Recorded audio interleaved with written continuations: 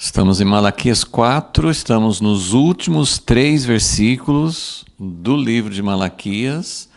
Então, são os últimos 3 versículos da profecia de Malaquias, que é o último profeta do Primeiro Testamento, que, pelo menos na distribuição, na organização da nossa Bíblia, na Bíblia judaica, não é organizado de outra forma, mas na nossa Bíblia é o último livro do Primeiro Testamento e, de fato, na cronologia, ele é o último na cronologia. Ele, assim, de todos os livros, de todos os escritos do Primeiro Testamento, nós temos o livro de Neemias, que era contemporâneo na mesma época.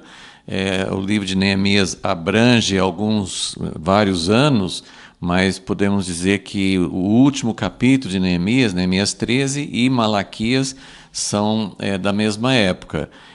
Mas então Malaquias 4 realmente é a última parte dos escritos do Primeiro Testamento, o último recado, a última mensagem, antes do período de silêncio e antes da nova aliança em Jesus. Então, é uma coisa muito significativa.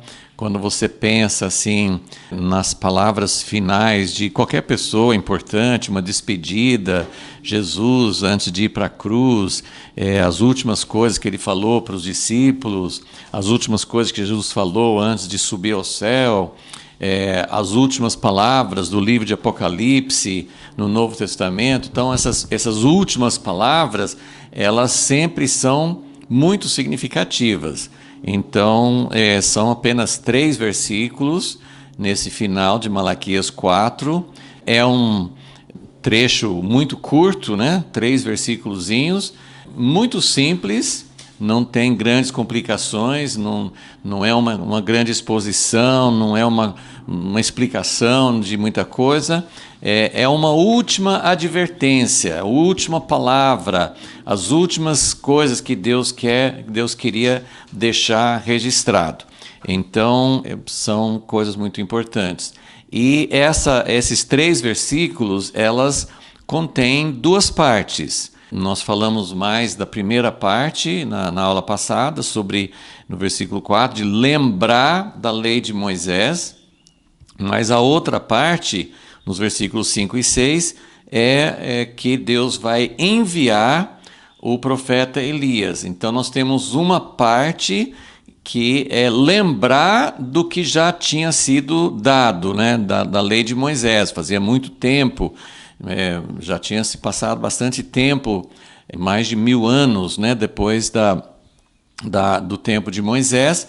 Então, para lembrar da lei de Moisés, lembrar do escrito, do que ele tinha deixado, e aguardar. Então, tem uma parte passada e uma parte futura. Aguardar a vinda do profeta Elias. Mas Elias, né, já fazia parte da história de Israel, mas ele foi colocado aqui, não lembrem do profeta Elias, claro que nós vamos lembrar do que Elias fez, porque se usou o nome dele, nós precisamos ver o que ele representa. Mas a advertência aqui é lembrar de Moisés e aguardar a vinda do profeta Elias. Então vamos orar para que nós possamos entender essas 2 partes. Hoje nós vamos procurar mostrar a importância dessas 2 partes. Falamos sobre a primeira parte, Moisés. Vamos falar hoje sobre como nós devemos entender essas 2 partes em conjunto. E depois vamos falar mais especificamente da vinda do profeta Elias.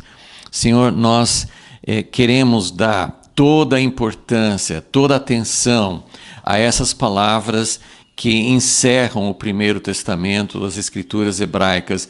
Nós queremos entender, porque não é algo que foi falado somente para o povo no tempo de Malaquias, mas é algo que continua sendo muito válido, principalmente porque a advertência foi dada em relação à preparação para o grande e terrível dia do Senhor, que não veio ainda. Então, é algo que é muito atual, é algo que nós precisamos ouvir, nós precisamos dar atenção. E pedimos que o Senhor nos ajude a realmente entender e receber essa advertência do Senhor. Pedimos isso em nome de Jesus. Amém. Então, na aula passada, nós falamos sobre Moisés. Nós enfatizamos principalmente em relação a Moisés, nós enfatizamos duas coisas. Primeiro, que a lei de Moisés, ela foi dada justamente em que momento Deus escolheu dar a lei, porque aqui fala no versículo 4, para lembrar da lei de Moisés, meu servo, a qual lhe mandei em Horebe, no Monte Sinai. Então, em que momento da história, em que contexto Deus decidiu dar a seu povo, o povo de Israel? Ele esperou a descendência de Abraão se tornar um povo, uma nação, não só uma família, mas se tornar realmente uma nação.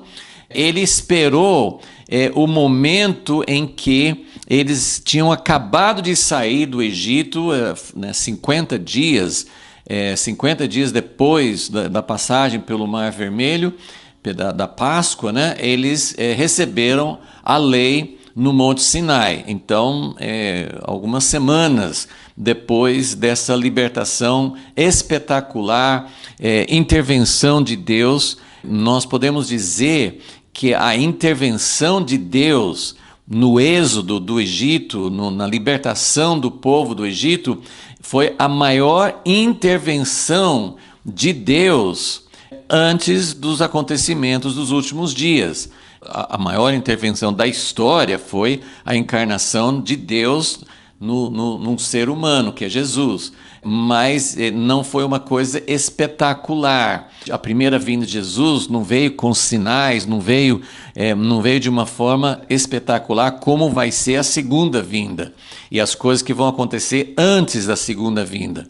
Mas em toda a história, a maior intervenção até hoje, a maior demonstração de Deus, de sinais, as pragas e abrindo o Mar Vermelho e tudo que aconteceu na libertação do povo do Egito, foi a maior intervenção de Deus na história até aqui. E Deus escolheu exatamente esse tempo, logo depois dessa libertação e da manifestação dele, da libertação espetacular, ele escolheu este momento para dar a lei. Então, nós enfatizamos que a lei, os mandamentos de Deus, as suas ordens, suas instruções, seus ensinamentos, como fala aqui, né, os estatutos e juízos, tudo que Deus deu para Moisés foi nesse contexto de Deus fazer uma intervenção da história e se mostrar o Redentor de Israel, que é um prenúncio da libertação de toda a raça humana.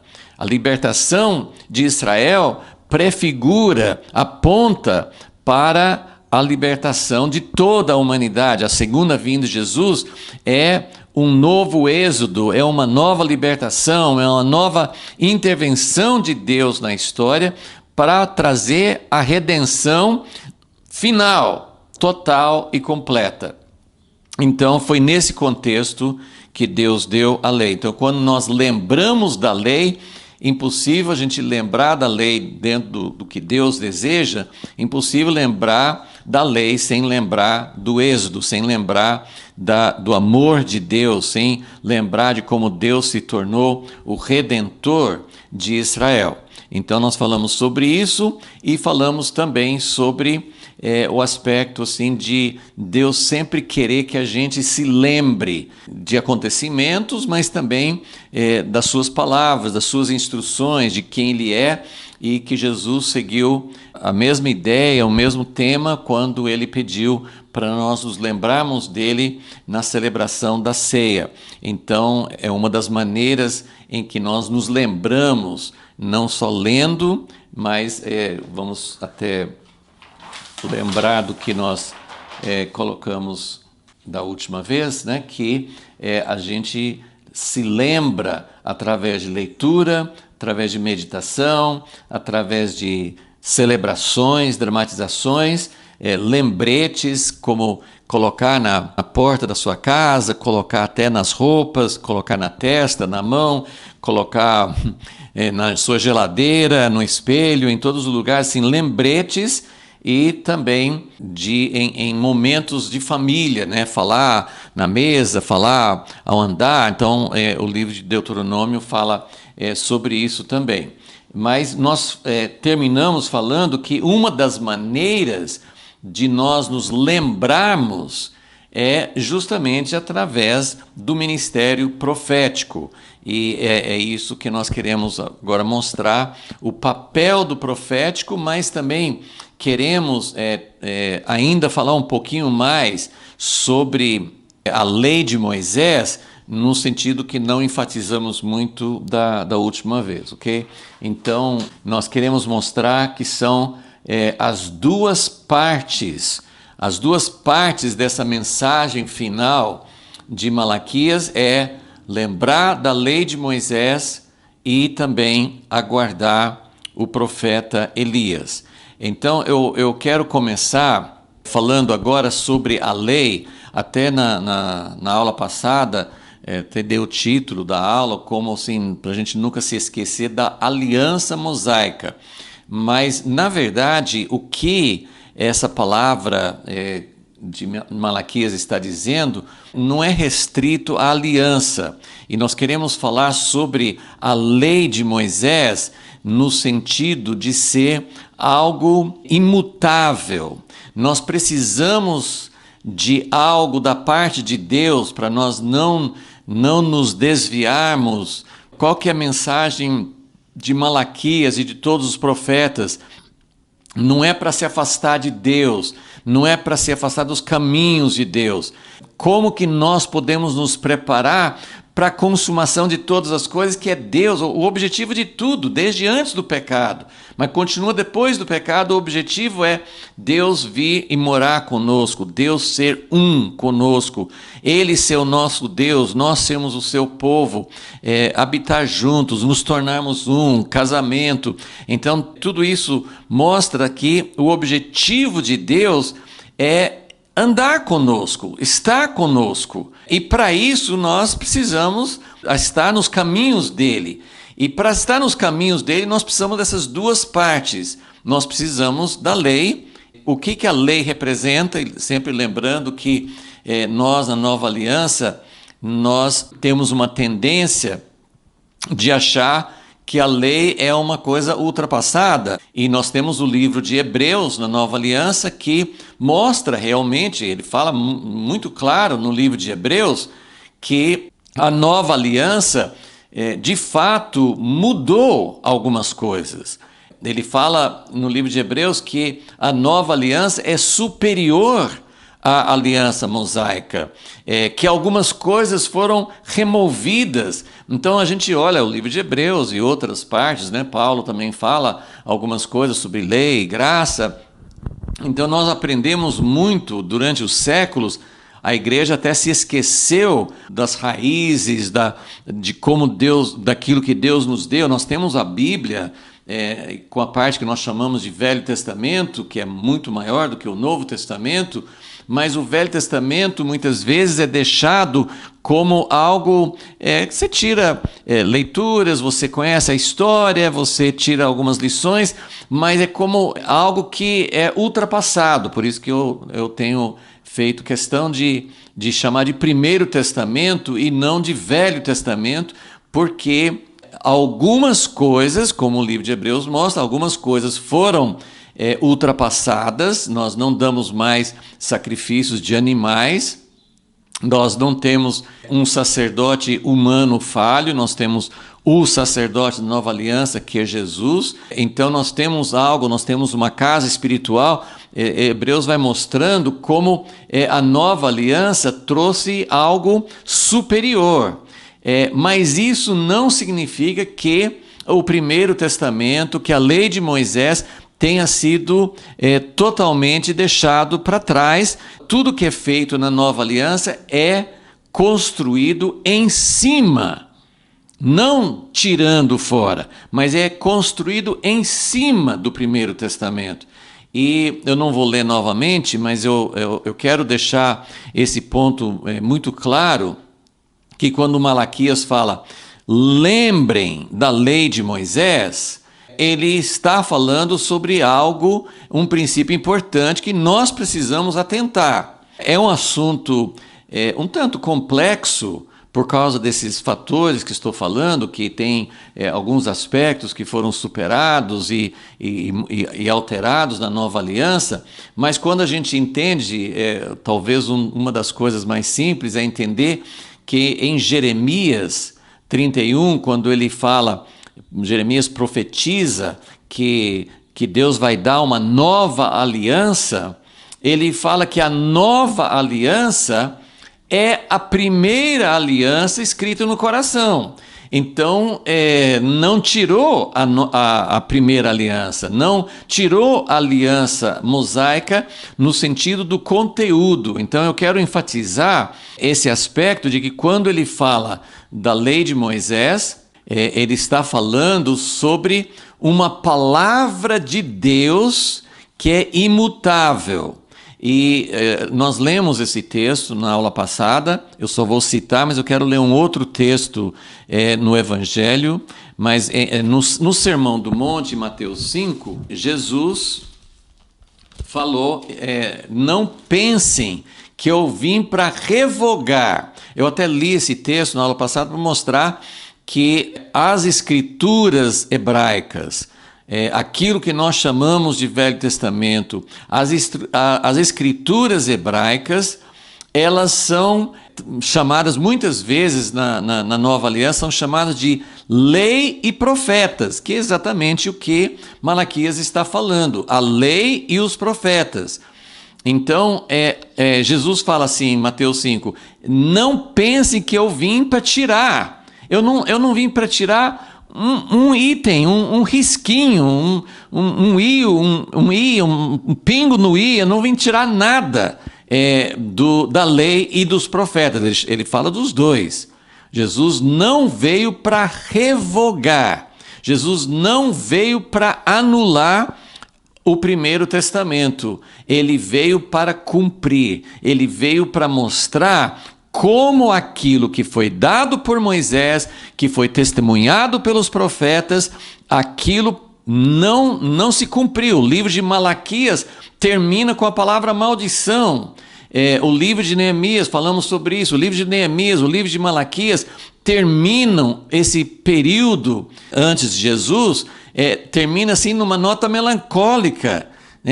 As mensagens de Deus por meio de Malaquias são mensagens que mostram que o povo não estava entendendo, que o povo não estava cumprindo, que mesmo aqueles que faziam aquilo que a lei mandava, eles estavam fazendo de uma maneira errada, sem o coração, de um jeito que não agradava a Deus. Então, o Primeiro Testamento termina nessa nota melancólica porque jamais alcançaria o propósito de Deus sem a vinda do Messias. Não tinha jeito. A nova aliança é necessária.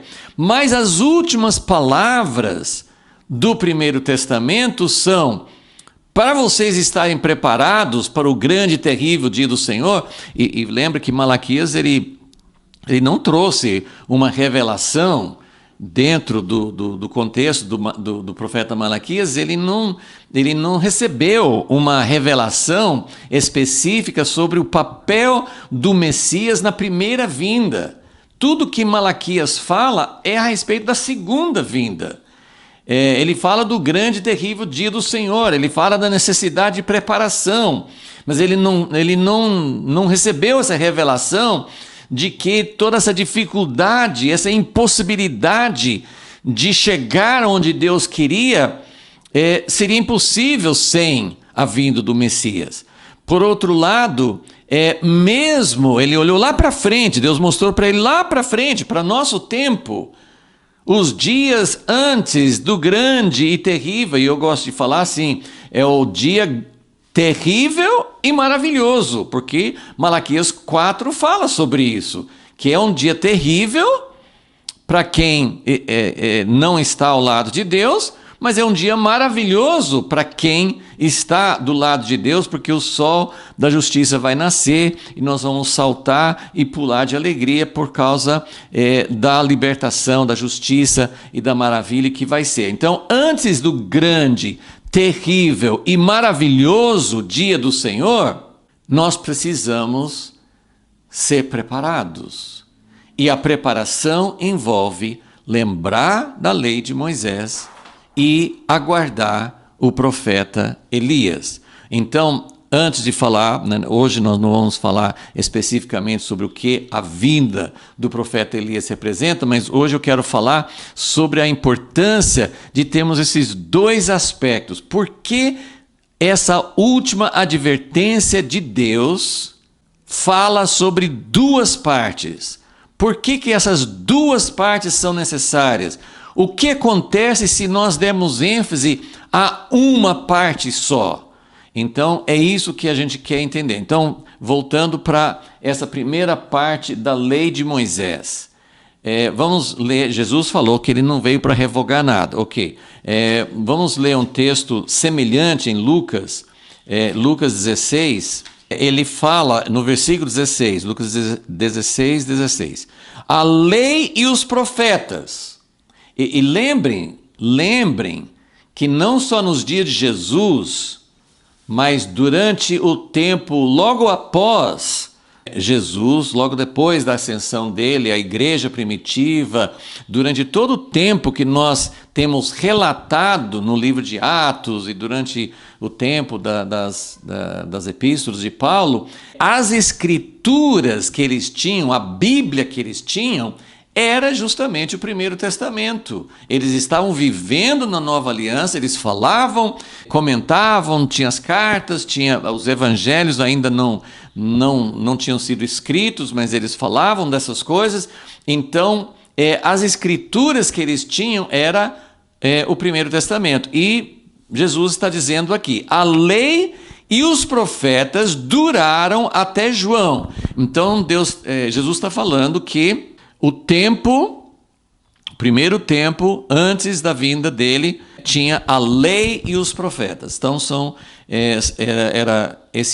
as escrituras e o tempo era chamado de o tempo da lei e dos profetas. Desde então, é anunciado o reino de Deus e todo homem emprega força para entrar nele. Então, agora nós temos algo novo. O reino de Deus. A lei e os profetas duraram até João. Em outro lugar, Jesus fala que ele foi o maior dos profetas. Então, João representa o limiar entre um tempo e outro. Entre o tempo até aqui foi de um jeito, daqui para frente é de outro jeito. E aí nós podemos pensar, bom, então acabou. Jesus anulou. E até tem um versículo em João capítulo 1 que João fala que a lei foi dada por Moisés, a graça e a verdade vieram por Jesus. Então nós podemos pensar, então acabou, não tem mais lei, agora é Jesus, eu não preciso saber de mais nada. E olha o que ele fala no versículo 17. Então aqui em Lucas 16, a lei e os profetas duraram até João. Agora começou a ter o anúncio do reino de Deus, e aí ele fala, versículo 17, é mais fácil passar o céu e a terra do que cair um tio sequer da lei. Então, a gente pensa, no versículo 16 parece, não, a lei e os profetas duraram até João. Né? E em Mateus 11 ele fala que João foi o maior dos profetas, mas quem é menor no reino de Deus é maior do que ele. Então, agora a gente tem o que é melhor, agora a gente tem a nova aliança é melhor. Sim, é melhor porque é dentro, é melhor porque agora tem o cumprimento, é melhor porque agora vai acontecer o que Deus sempre queria. Mas aí ele fala, é mais fácil. É fácil passar o céu e a terra? Um dia vai passar, porque vai ter um novo céu e nova terra. Então, todas as leis e tudo que nós entendemos como mundo material, o mundo que nós vivemos, vai ser renovado, vai passar. Quando fala assim, agora não tem mais corpo no reino de Deus, tem corpo sim, mas é um corpo glorificado. Não tem mais céu e terra no reino de Deus? Não, tem, mas é um novo céu, é uma renovação. É como corpo corruptível que se ressuscita como corpo incorruptível. É um mistério, mas aquilo que Pedro fala na segunda epístola dele, que tudo vai ser queimado e vai derreter, os próprios elementos vão deixar de existir, mas tudo isso vai mudar e ser transformado em algo novo. Não vai ser uma coisa como fantasma, como só espiritual, vai ser concreto, físico, real, mas renovado, diferente, incorruptível. Então, é fácil passar o céu e a terra? Não, não é fácil. É só no final mesmo que vai acontecer isso. E enquanto isso, não vai passar um tio sequer, um pingo no i, um detalhe sequer da lei. Então, nós temos que entender isso dentro do contexto. É um tanto complexo, eu não tenho como abranger esse assunto com toda a profundidade que merece, porque, afinal de contas, quando nós falamos, tem vários versículos, tanto no Primeiro Testamento como no Novo, tem vários versículos que falam que a palavra de Deus é eterna. Se você ler o Salmo 119, é cheio de afirmações sobre a lei, sobre a palavra de Deus, e em alguns versículos ele fala, a tua palavra está firmada no céu, a tua palavra nunca vai passar, nem quando o céu e a terra passam, não vai passar a tua palavra. E a gente tem esse entendimento, devemos ter o entendimento, que a palavra de Deus, no seu sentido mais amplo, a palavra de Deus é viva. Hebreus 4 fala assim que a palavra de Deus é viva e eficaz e mais cortante e tal. E na verdade, quando nós falamos sobre a palavra nesse sentido, nós estamos falando sobre a palavra com Jesus, o verbo de João 1, o verbo estava no princípio, antes de existir qualquer coisa material, antes de existir o universo. Jesus é o verbo. Essa palavra verbo, logos, é a palavra no seu sentido mais completo, como expressão de Deus. Deus é a origem de tudo, Ele é o Pai, mas quando Ele se expressa, a sua expressão é Jesus, é o verbo, é a palavra no sentido mais completo. Mas quando nós falamos sobre lei, quando nós falamos sobre a palavra escrita, então eu pus aqui embaixo assim, a lei de Moisés, quando fala em Malaquias 4, ele está se referindo à lei de Moisés nesse aspecto de ser a palavra escrita.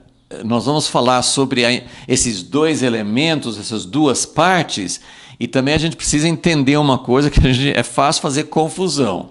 Uma, assim, que quando nós falamos palavra no sentido mais amplo de ser algo vivo, de ser algo dinâmico, de ser o próprio Jesus, nós estamos falando sobre uma dimensão da palavra que é maior do que a lei de Moisés, é maior do que a palavra escrita.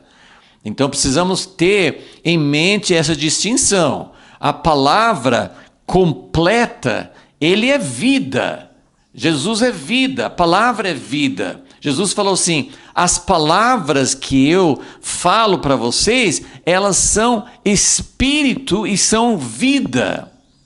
E ele falou das escrituras, falou assim, vocês examinam as escrituras e vocês conseguem ler as escrituras e não me enxergar nelas, e não chegar a mim através delas. Então tem uma diferença entre palavra escrita e a palavra no seu sentido mais completo. E é difícil a gente colocar isso em palavras, mas precisamos ter esse entendimento. Palavra escrita é uma coisa, representa Deus, expressa Deus, mas é limitado, porque Deus não pode caber dentro do nosso pensamento somente, ele não cabe dentro das nossas formas, ele não cabe dentro da teologia, ele não cabe dentro de definições. Deus, a expressão de Deus é maior, mas a palavra escrita é muito importante. E por isso que eu estou começando a mostrar que o próprio Jesus, ele mostrou que tinha algo além da palavra escrita. Ele falou assim: vocês estudam as Escrituras, mas vocês não me enxergam. Vocês não entendem que as Escrituras apontam para mim. As Escrituras, a palavra escrita, ela tem uma função de mostrar, de revelar aspectos, mas de apontar para a pessoa de Jesus, para chegar nele. Deus não quer que a gente siga um manual, que a gente se mantenha só dentro de palavras escritas, mas a palavra escrita é importante, e Jesus está dizendo, nada vai tirar, a palavra escrita nada vai tirar. Então, é complexo, mas nós precisamos entender, porque são aspectos parciais e que nós precisamos entender o todo. E uma coisa importante, então, é que a palavra escrita é uma coisa, e a palavra falada, revelada por Deus. Quem escreveu, quem foi o autor, o autor humano, né? Deus inspirou as Escrituras, mas quem recebeu as palavras que se tornaram palavra escrita para nós? A lei os livros de Moisés. Moisés foi o primeiro, mas os outros também, os livros proféticos, mesmo livros como Salmos ou livros históricos, todas as escrituras inspiradas por Deus, elas foram sopradas. As pessoas receberam a inspiração de Deus para escrever. Mas depois que as pessoas recebem a inspiração e escrevem, aquilo que elas escrevem passa a ser palavra escrita.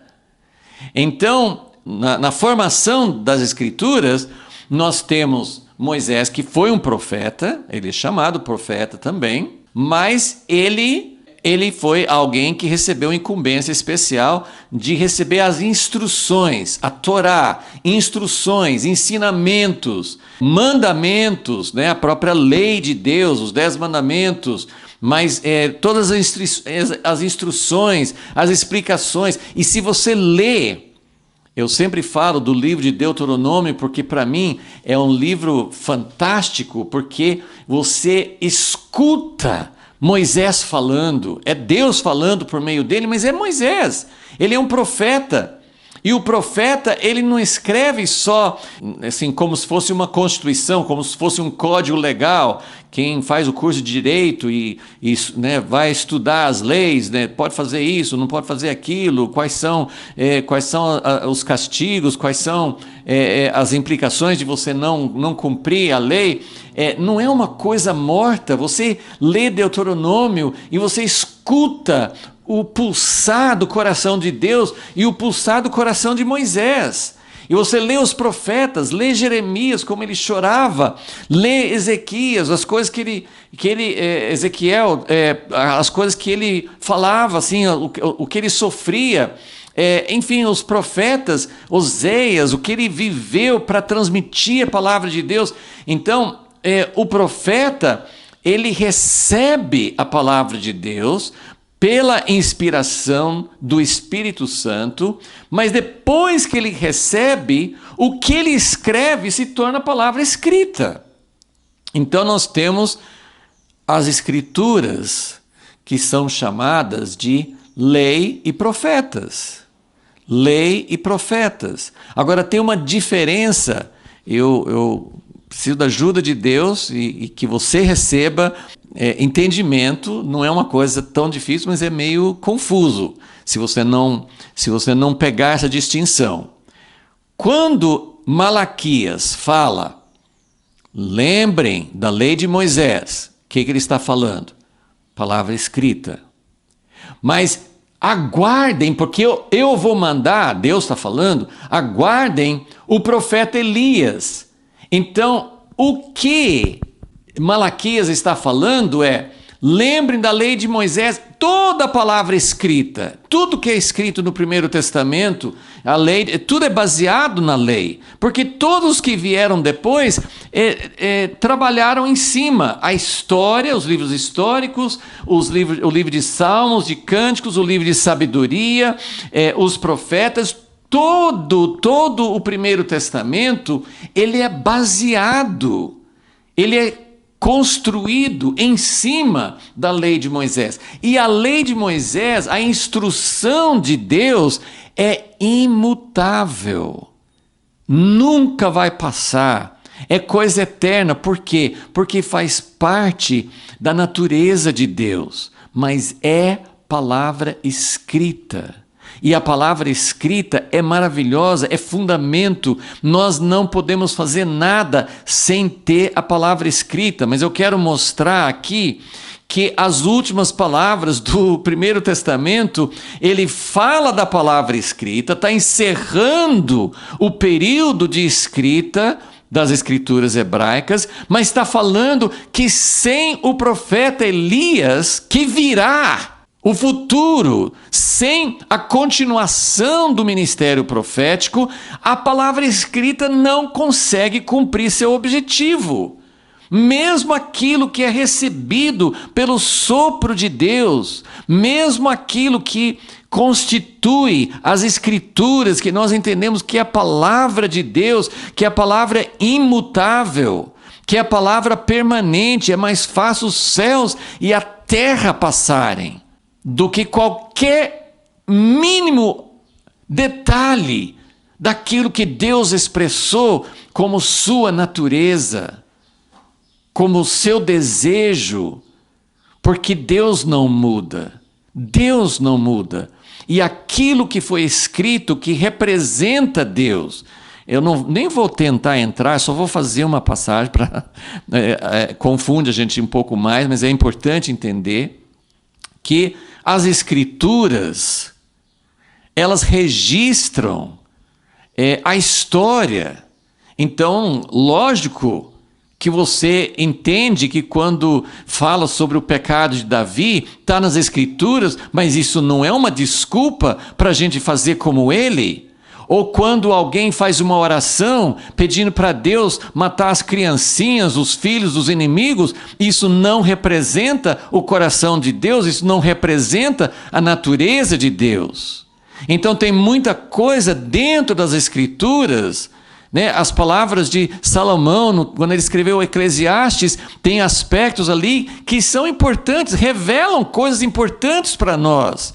Fazem parte, mas não significa que aquilo seja uma representação real de quem Deus é. Você tem que ler as Escrituras para entender isso. E dá para entender, mas é só não pegar as Escrituras, a palavra escrita, tudo que está escrito, no Novo Testamento também. Tem coisas que não são modelo para nós. Tá claro no contexto. Mas, então, quando nós falamos sobre a palavra imutável, quando nós falamos que nenhum tio vai mudar, nenhum detalhe vai mudar daquilo que Deus é, nós estamos falando de quem Deus é.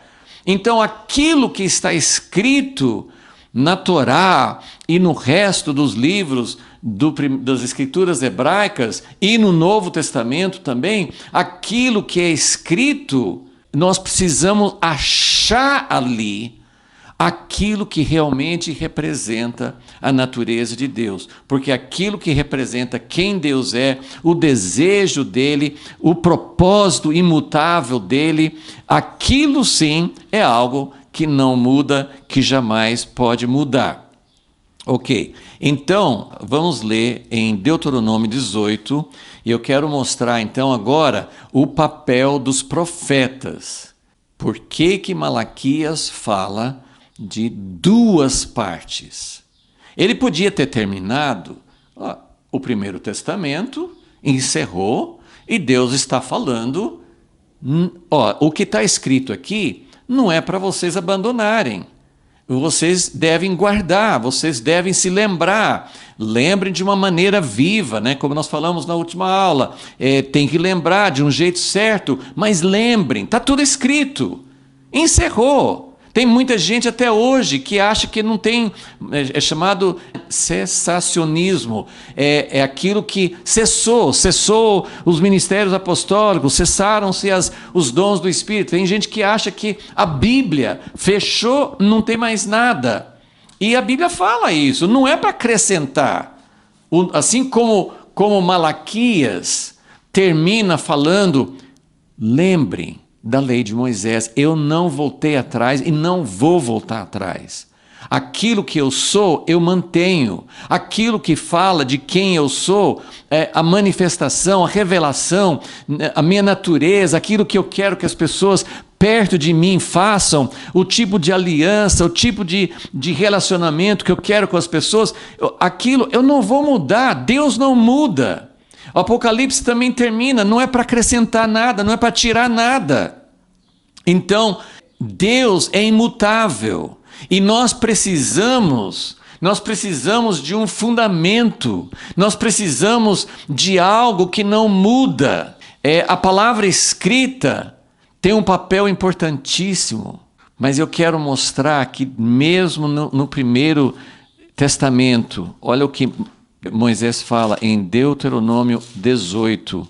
Deuteronômio 18 é uma profecia bem conhecida, quando Moisés fala da vinda do Messias, versículo 15. Deuteronômio 18, versículo 15. O Senhor teu Deus te suscitará um profeta como eu, do meio de ti, de teus irmãos. Olha que profecia que Deus deu para Moisés. Deus vai suscitar. Por que Moisés sentiu necessidade de falar de um novo profeta? Deus tinha revelado para ele, Deus deu para ele a lei. Não foi insuficiente, foi insuficiente para trazer a nova aliança, né? Tinha que, né? Justamente, ele estava vendo. E por que ele viu isso? Como que Moisés percebeu que a revelação que Deus deu para ele ainda precisaria de um complemento, ainda precisaria de algo mais? Ele vai contar, versículo 16.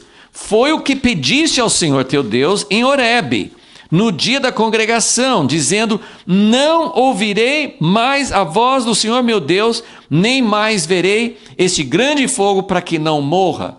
Então, Moisés está falando, e ele citando, assim, foram vocês que falaram. Porque o que Deus queria? Deus queria, claro que Deus sabia que não ia ser naquele momento, que ia cumprir tudo, mas Deus mostrou o desejo dele. Quando ele chamou o povo que ele tirou do Egito, ele chamou para o Monte Sinai, e falou assim, eu quero que vocês escutem. Eles ouviram a voz de Deus. É simplesmente inconcebível. Foi uma experiência que a gente pensa, eu gostaria de ter ouvido, mas eles ficaram com tanto medo. Foi uma coisa tão aterrador que eles chegaram para Moisés e falaram assim, olha, nunca mais a gente não vai ouvir. Mas Deus tinha falado, eu quero que vocês escutem, porque eu quero que vocês sintam a minha voz, eu quero que vocês ouçam a minha voz, eu quero que vocês entrem em aliança comigo, eu quero que vocês nunca se esqueçam. Ele queria isso. Mas o povo falou assim, a gente não quer mais, nunca mais, a gente não quer. E é uma coisa tão engraçada quando você lê no texto onde aconteceu, tanto em Êxodo como mesmo em Deuteronômio, quando reconta, é uma coisa impressionante, porque eles falam assim, olha, nunca aconteceu de alguém ou de um povo escutar Deus falar.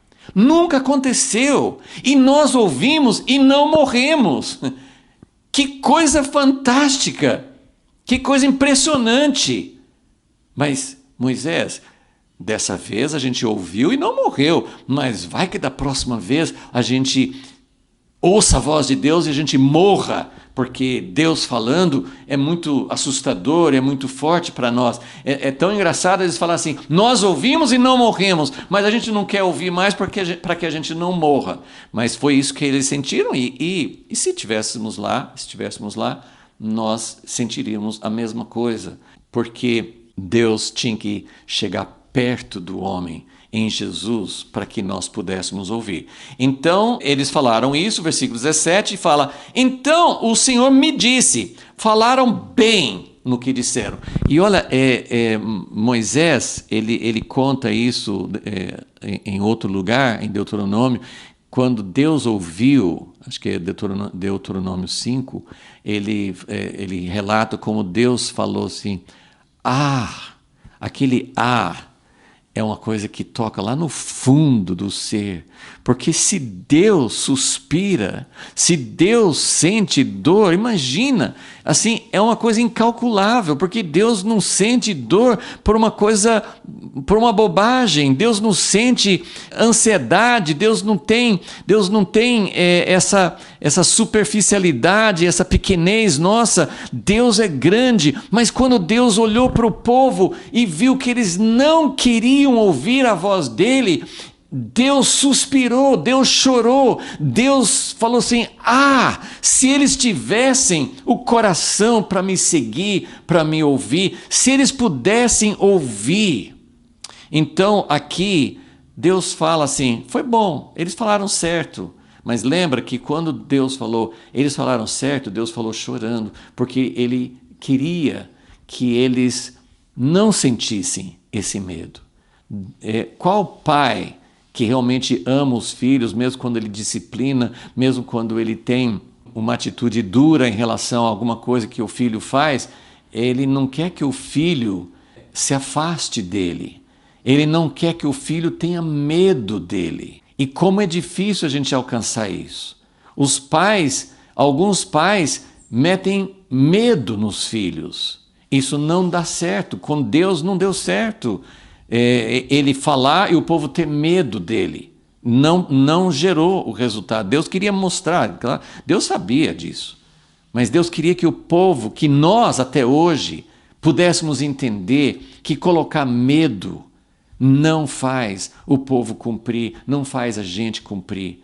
Os pais que metem medo nos filhos, eles não serão transformados, eles não se aproximarão dos pais. O que muda a vida é quando a gente tem medo, sim, de desagradar, quando a gente não quer desagradar. E quando a gente chega e fala assim, eu não quero, para mim a pior coisa possível seria magoar o seu coração. Então, quando nós usamos qualquer sistema que usa medo, isso pode dar um resultado de obediência temporária, mas isso não produz mudança interior. Então, Deus falou com Moisés, falou assim, Moisés, espere, espere mais uns 1500 anos, espere um pouquinho, que ele fala, Deuteronômio 18, eu lhe suscitarei um profeta do meio de seus irmãos, semelhante a ti, porei as minhas palavras na sua boca e ele lhes falará tudo o que eu lhe ordenar. E ele falou assim, voltando para o versículo 15, ele falou, esse profeta que eu vou suscitar, ele é maior do que Moisés. Por quê? Porque Moisés era apenas um porta-voz, ele se uniu muito a Deus. Mas Jesus era o próprio Deus chegando perto, mas chegando perto de um jeito que a gente pudesse ouvir. E aí ele falou assim, a ele vocês vão ouvir. Então, o que eu quero dizer aqui? Eu vou tentar expressar isso agora. Lembre, quando Deus deu, então vamos entender as escrituras do Primeiro Testamento. Deus deu a lei para Moisés, a Torá, as instruções. Depois de Moisés, vieram muitos outros profetas. Os profetas eram necessários para que o povo revivesse.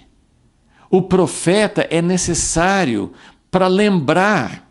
Lembra que nós falamos assim, como é que a gente lembra das Escrituras? Então nós vemos todos aqueles aspectos, através de leitura, através de colocar lembretes, através de celebrar festas, através de fazer em conjunto, através de falar no dia a dia.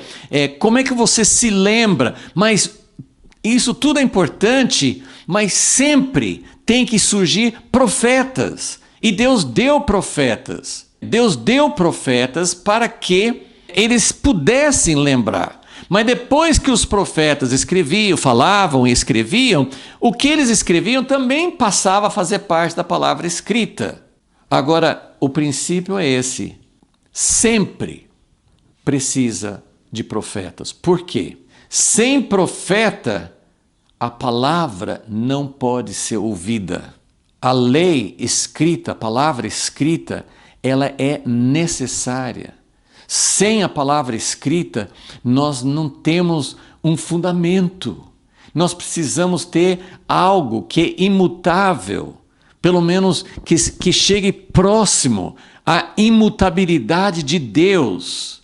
A única coisa que é eterna, que é imutável na sua plenitude, é a palavra viva, a palavra que é Jesus, a palavra que é realmente equivalente a Deus. Essa é a única palavra que pode ser imutável totalmente, mas para nós, até que os céus e a terra passem, né, porque no reino de Deus não vai precisar mais de Bíblia, porque vai ter a palavra viva, porque vai ter a palavra no coração. Jeremias fala assim, ninguém mais vai precisar falar um com o outro, conhece ao Senhor. Mas até que chegue o reino em plenitude, nós precisamos. Nós precisamos da palavra escrita, mas nós precisamos de profetas que trazem a palavra escrita para nós. Nós não podemos, nós não conseguimos. Seria maravilhoso, vou voltar aqui de novo, nós falamos na aula passada, seria maravilhoso se nós só precisássemos de Moisés, só Moisés. Fazer leitura, fazer meditação, celebrar as festas, ter os lembretes, falar sempre em família, seria maravilhoso, mas não é suficiente. A gente se esquece, a gente se afasta, o amor esfria. Então Deus precisa mandar profetas. Agora vamos ler Isaías 59 rapidinho para ver como Deus prometeu. E vamos entender esse princípio. Lá no Monte Sinai, mesmo Deus falando, e muito menos com a palavra escrita, se a gente não ouve, lembra quando Deus falou, ouve, ó Israel, escute, preste atenção. Se você falar, Deus, a gente não quer mais ouvir, os profetas ajudam, mas não resolve a questão, porque plenamente, nova aliança, é ouvir Jesus falando, ouvir quem Deus é, por intermédio de Jesus. Ele é o verdadeiro mediador. Sem profeta, mas sem o verdadeiro profeta, a gente não consegue escutar. E a gente não escutando, a gente não vai obedecer. Então, a palavra escrita é essencial. É essencial, nós não podemos ter, eu já vou mostrar, nós não podemos ter a palavra escrita sem profetas. Só a palavra escrita, Paulo fala em 2 Coríntios 3, a letra mata. E nós vimos todo o período do Primeiro Testamento, até mesmo com profetas, os profetas ajudaram muito. Mas só a palavra escrita, e depois que os profetas passam, a palavra deles também é a palavra escrita. Então o que fala em Isaías 59? Deus promete, versículo 21, Isaías 59, 21. Quanto a mim, esta é a minha aliança com eles, diz o Senhor, o meu espírito que está sobre ti, Isaías, e as minhas palavras que pus na tua boca não se desviarão da tua boca, nem da boca de teus filhos, nem da boca dos seus descendentes, diz o Senhor, desde agora para todo sempre. Então Deus deu uma palavra que não muda, palavra escrita. Mas Deus deu a promessa de que Ele manda profetas. Porque são os profetas que falam por inspiração do Espírito Santo, que trazem essa palavra para a vida. E qualquer profeta antes de Jesus, por isso que Jesus falou assim, João Batista foi o maior dos profetas, porque ele foi o mais próximo a Jesus. Mas na nova aliança, por meio de Jesus, nós temos condições de chegar mais perto de Deus, de ter uma revelação maior do que a revelação dos profetas antigos. Mas Deus prometeu em Isaías que vai ter essa complementação. Então, vamos entender isso. Palavra escrita, na medida em que ela representa quem Deus é, ela não muda, porque Deus não muda. Então, tudo que foi registrado como revelação do desejo de Deus, do coração de Deus, da natureza de Deus, isso não muda. Mas para receber essa palavra, nós precisamos do ministério profético. Sem profeta, a palavra não pode ser ouvida. Sem o ministério profético, a palavra escrita, ela não chega para nós, ela não pode ser ouvida. Agora, então, vamos entender o lado oposto. A palavra escrita necessita do ministério profético. Agora, vamos entender outra coisa. Vamos imaginar os profetas sem a palavra escrita. E você vai lembrar, eu não tenho tempo de apontar, mas Deuteronômio 13, por exemplo, e tem muitos textos nos próprios profetas, né, Jeremias 23, tem muitas passagens nas Escrituras que mostram que existem profetas falsos. Existem profetas que falam uma coisa errada. Existem profetas que não falam de acordo com a vontade de Deus. Então você precisa de profetas para que a palavra escrita possa ser ouvida, para que ela possa ser viva para nós. Mas você pode ter profetas que não falam de acordo com o que Deus quer. Então aqui você tem a possibilidade, nós temos isso muitas vezes, de ter a palavra escrita sem atuação do Espírito Santo, sem atuação do ministério profético, sem atuação daquilo que Deus realmente quer mostrar, tornar a palavra escrita viva para nós. Deixa eu só fazer um comentário rápido. Muitas vezes hoje, sempre teve essa tendência de achar que profeta é aquele que fala de acontecimentos futuros. E os profetas faziam isso. Mas a maior função, leia o livro de Jeremias, por exemplo, o livro de Ezequiel, você não vai encontrar tantas profecias. Seria até interessante fazer uma porcentagem. Qual porcentagem dos escritos de Isaías, dos profetas em geral, quanto que eles falaram de acontecimentos futuros? O grande propósito deles, eles falavam de coisas futuras, mas sempre visando uma coisa, como Malaquias, vocês precisam se preparar. Vem o dia do Senhor, eu posso falar que vem o dia do Senhor. Eu posso falar que vai ser um dia terrível, eu posso também falar que vai ser um dia maravilhoso. Isaías recebeu visões maravilhosas de como vai ser depois que Jesus voltar. Eu posso falar sobre isso, mas o importante é como nós vamos nos preparar. E as últimas palavras do Primeiro Testamento são: eu vou te falar como é que você vai se preparar. Lembrem da lei de Moisés, lembrem das Escrituras, procurem entender o que eu dei, o que eu revelei, o que eu mostrei sobre quem eu sou e sobre o que eu realmente quero. O que é? Os profetas, Miqueias, por exemplo, o que o Senhor requer de você? O que o Senhor deseja de você? Amós, pode andar com... duas pessoas podem andar juntos se não estiverem de acordo? Então o profeta, ele vem, a maior função do profeta é o que é que Deus falou na palavra escrita e como isso pode ser entendido, como isso pode ser praticado, como isso pode ser vida para nós. Então, a grande função do profeta não é predizer o futuro. A grande função do profeta é como eu posso mostrar para vocês o que Deus realmente quer. O futuro, Deus quer vir morar conosco. O futuro, Deus quer justiça. O futuro, Deus quer renovar todas as coisas. O futuro, Deus quer restaurar. Mas o futuro depende de nós lembrarmos do que Deus já escreveu, do que Deus já revelou. E isso não muda. Vamos ler um texto em 2 Pedro, 2 Pedro capítulo 1.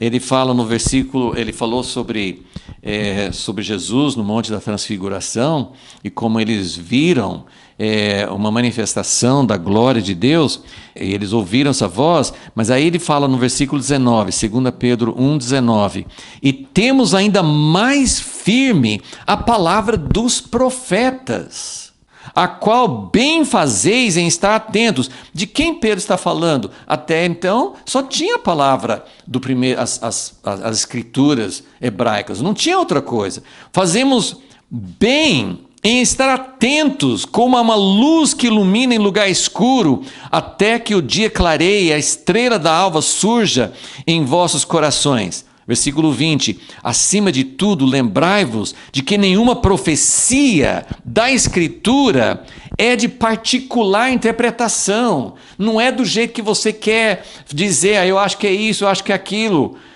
Versículo 21, pois a profecia nunca foi produzida por vontade dos homens, a verdadeira profecia. Mas os homens santos da parte de Deus falaram movidos pelo Espírito Santo. Então, a grande função dos profetas é trazer vida àquilo que Deus já revelou no passado. E agora nós vamos para Isaías capítulo 8 para afirmar isso aqui embaixo. Então, a palavra escrita, sem o ministério profético, ela não produz vida. Porque sem profeta, sem inspiração do Espírito Santo, sem Deus agir sobre a palavra, nós não conseguimos ouvir e não conseguimos obedecer. Mas profetas sem as escrituras, então nós estamos falando, o que acontece com escrituras sem profetas? Fica uma letra e a gente não consegue nem entender e nem praticar. Mas e profetas sem as escrituras? Sem a palavra escrita, os profetas recebem revelações falsas. Você pode ter profetas, tinha profetas que abertamente eram contra Deus, falavam de outras coisas, falsos profetas contradiziam. No tempo que Jeremias estava anunciando que Deus ia julgar Jerusalém, tinha profetas que falavam assim, não, Deus não vai julgar Jerusalém, esse homem está falando mentira. Mas nós podemos ter, agora isso aqui é mais sério, Deuteronômio ele fala assim, se tiver um profeta que fala para vocês seguirem outros deuses, profetas de prosperidade, profetas de você buscar Deus para ter interesse próprio, para ter prazer próprio, profetas que acham que tudo é pela graça, que você pode pecar e continuar, Deus perdoa. Então nós temos profetas, falsos profetas, e aqui eu não estou falando, tem isso também, mas eu nem estou falando aqui sobre profetas que falam que Jesus vai voltar em tal dia, ou que tal coisa vai acontecer, que Deus vai abençoar o país e não acontece nada do que foi falado, ou que tal candidato vai ser eleito e depois ele não é eleito. Eu não estou falando nesse momento, isso também faz parte, mas eu estou falando sobre profetas que não falam de acordo com o que Deus revelou. É isso que nós precisamos ver em Isaías 8. É um texto até um pouco difícil a maneira de escrever, mas olha aqui, Isaías 8, versículo 19. Quando vos disserem, consultai os médiuns, os feiticeiros, que chilreiam e murmuram entre dentes, respondei, acaso não consultará um povo a seu Deus? Acaso a favor dos vivos se consultarão os mortos? Então ele está falando sobre esses fenômenos, né, de consultar os mortos, sobre espíritos estranhos. Então ele fala isso. E o versículo 20, então, diz o seguinte, esse versículo 20 é muito assim, um versículozinho inserido aqui, mas é fundamental para entender esse princípio aqui. A lei, Isaías 8:20. A lei, quer dizer, olhe para a lei e ao testemunho. O testemunho é as escrituras, que testemunho de Deus. A lei e ao testemunho. Se eles não falarem segundo esta palavra, nunca verão a alva, eles vão ficar na escuridão, eles vão ficar no engano. Então, sem a palavra escrita, quando as pessoas fogem, quando as pessoas abandonam os princípios imutáveis de Deus, a profecia, sem estar baseada naquilo que Deus já revelou, é falso. E nós temos os extremos, né, como falei, de profetas que podem induzir a fazer as piores coisas, mas tem coisas mais sutis.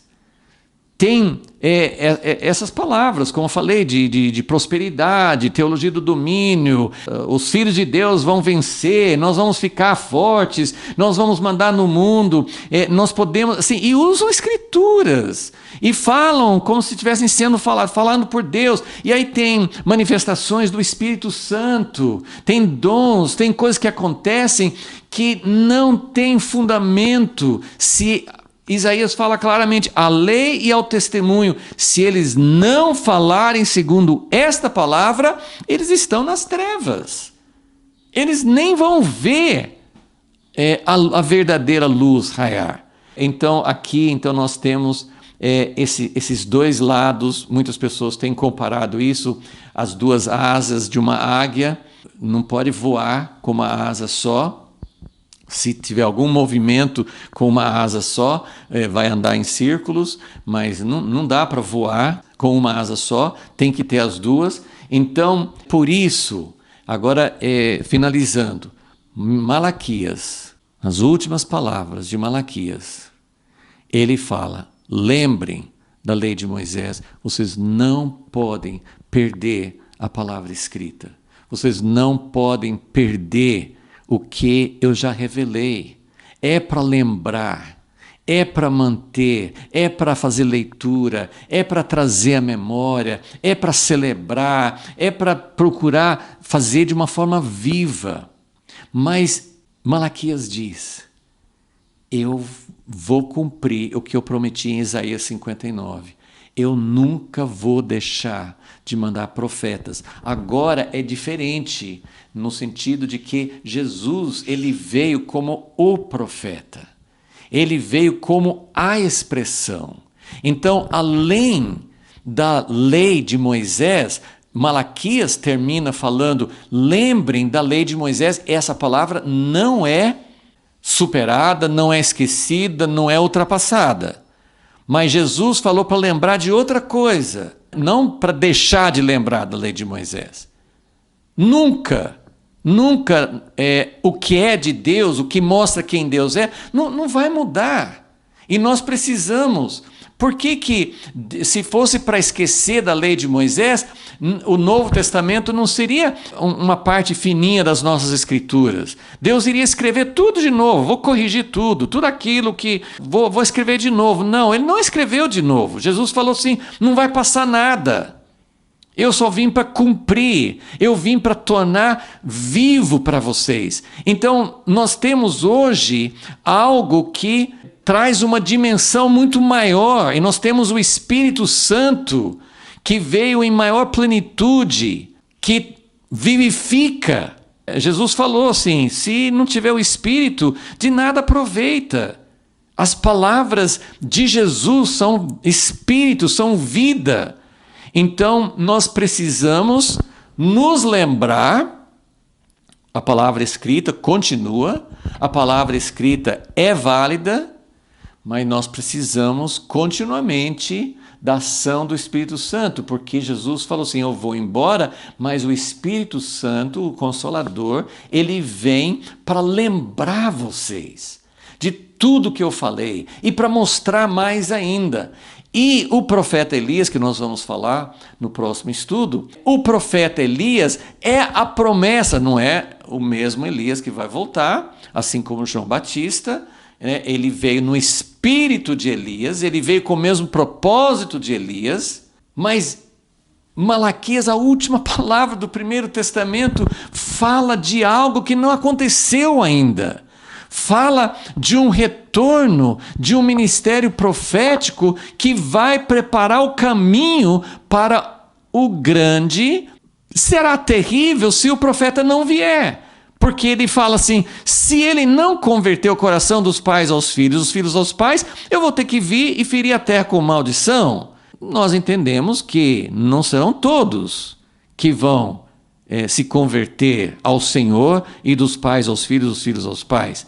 Mas a vinda do profeta Elias pode reverter, como isso eu não posso dizer até que ponto, mas se Jonas, a palavra de Jonas reverteu o juízo sobre a cidade de Nínive, o que ele fala em Malaquias é: eu vou enviar o profeta Elias para que eu não tenha que ferir a terra com maldição. Então, o dia do Senhor vem, será um dia de acerto, será um dia de juízo, mas a vinda do profeta Elias vai preparar o caminho para que muitas pessoas não sejam julgadas no dia do Senhor, e para que o dia do Senhor não seja só um dia terrível, mas que seja também um dia glorioso. Então, nós precisamos das Escrituras, que são imutáveis, mas nós precisamos da ação do ministério profético. O ministério profético precisa ser baseado, precisa ser fundamentado na palavra, mas nós precisamos do profeta, porque senão as palavras escritas, a própria palavra de Jesus, a palavra viva de Jesus, que representou Deus, se torna palavra escrita. Se não for vivificada pelo Espírito, nós transformamos o Novo Testamento numa outra lei, que é uma palavra escrita, que não pode ser esquecida, que é imutável, mas se não tiver o ministério profético, nós não vamos ouvir essa palavra e ela não vai se tornar vida para nós. Então, olha que coisa maravilhosa, que coisa preciosa é essa última advertência no livro de Malaquias, a última advertência no Primeiro Testamento, e advertência que encapsula, resume a preparação para a vinda de Jesus. É lembrar da palavra escrita, lembrar, né? Jesus falou assim: o Espírito Santo vai fazer vocês lembrarem de tudo que eu falei. Nós precisamos lembrar de tudo. Nós precisamos de toda a palavra. Paulo disse: toda a Escritura é inspirada por Deus e tem um objetivo, serve para nos edificar, para nos aconselhar, para nos ensinar. Mas nós precisamos desses dois elementos para que tenha realmente uma eficácia na nossa vida. Senhor, nós pedimos que o Senhor mande mesmo o profeta Elias, o ministério do profeta Elias, o ministério que vai ajudar a preparar o caminho, como fala em Malaquias 3, o mensageiro que vem antes do grande mensageiro, que é o próprio Jesus. Senhor, prepara o nosso coração e ensina-nos, nós te pedimos, em nome de Jesus. Amém.